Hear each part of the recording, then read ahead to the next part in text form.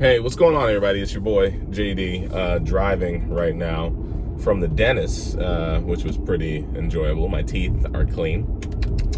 But today I wanted to give you guys a video that was a little bit different. I wanted to give you a little advice, if I could, because I always get messages from people on the internet asking me questions about like stuff that I do and how to go about things and how do you get to where you are, JD, and how do you do it and this and that. So I'm pretty sure I titled this video, "Don't Make a YouTube Channel in 2020."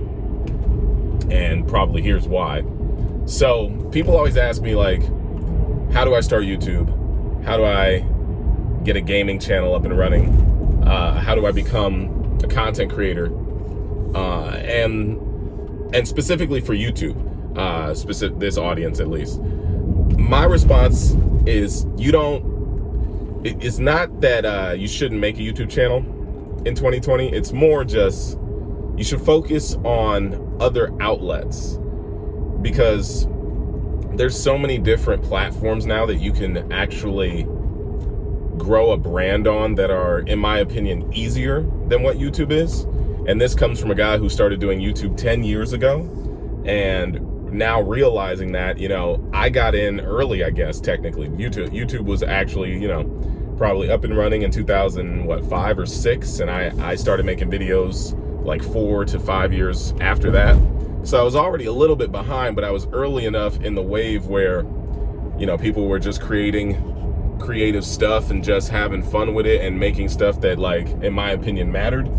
And that is just not the landscape of this platform anymore.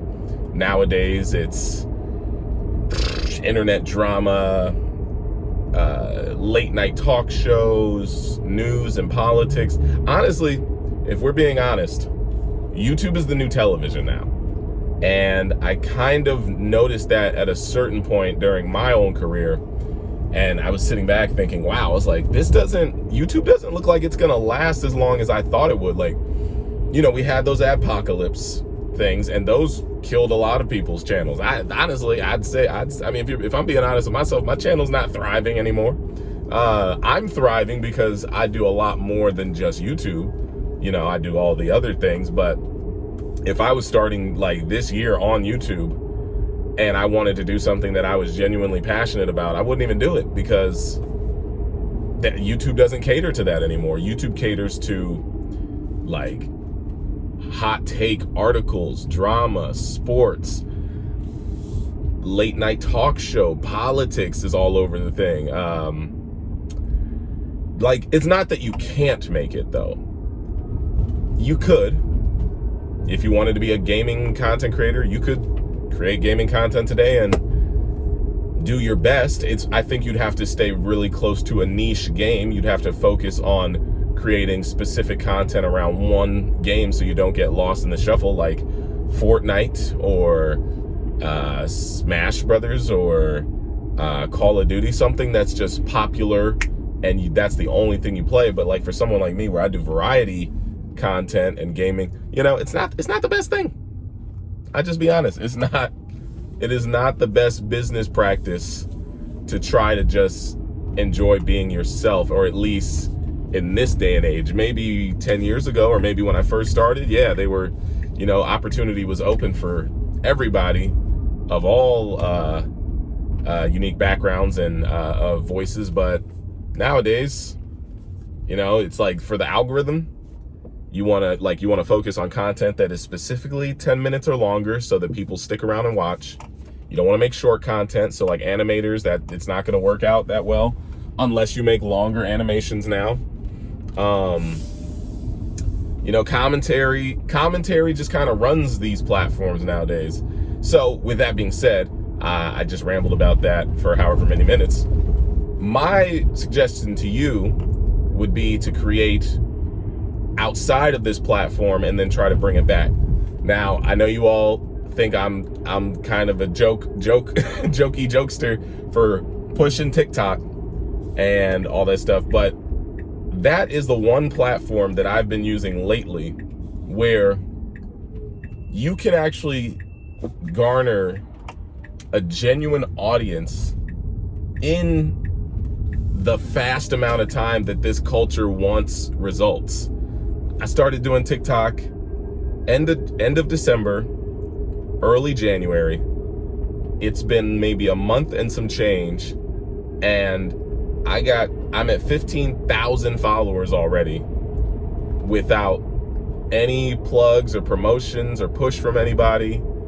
And even from myself, like I pushed it on my other platforms, and a majority of the people I told to come watch did not come. There was like a small percentage of people who came through and were like, yeah, I'll check it out, JD, sure. But a majority of people from my Instagram to here, to my Twitter, to Twitch, I mean, some people are now jumping over there now, but a lot of the people who came were just organic followers on TikTok, because I looked at how TikTok works. I went to their Discover page. I understand how their metrics work and how their algorithm favors content that actually stays in the realm of what is trending. And I've got 15,000 followers in less than a month. It took me 3 to 4 years. No, maybe 3 years to get 10,000 followers on YouTube. So I think it's just one of those things where, like, YouTube is an ocean now. YouTube is like an ocean of content. There's so many fish in the sea, which is us, content creators. And to get, discovered or reeled in or whatever you want to call it is just, it's damn near impossible. But on a newer platform where like TikTok, or even like back in the day with Vine, if you're being realistic of the landscape of what YouTube is now, some of these people, I'm sure some of you see them as YouTubers now, but the landscape and the truth of it is, these are all Viners. All the more popular people nowadays are Viners who, once Vine deleted itself, said, oh, I need to switch platforms. So now Viners are the leaders of YouTube now. And this day and age, these people, you all probably think of them as just like regular YouTubers, but that's not what they were. They were originally content creators on Vine. They built up this huge platform on Vine, and then they took it all, pushed it over. Liza Koshy, Logan Paul, Jake Paul, what's his name? Cody Ko, Tana Mojo, Amanda Cerny, Batch, all these people.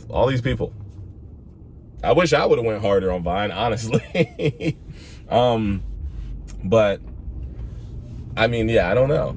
It's one of those things where, to me, a platform like TikTok or Byte, which is Vine too, could really benefit you guys if you wanted to build up your platforms and then move them along to other places. Like, I'm hoping everybody who watches me on TikTok will come watch me stream on Twitch, or come back here to YouTube and watch my videos in the future.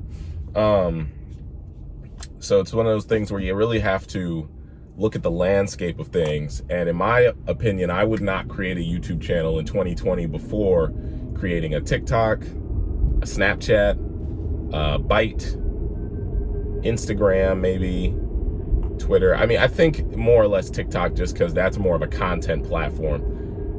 Even Twitter and Instagram don't really cater towards discoverability. So yeah, I don't know. I'm not trying to like Gary V you guys and push you into joining a platform just because it works for me.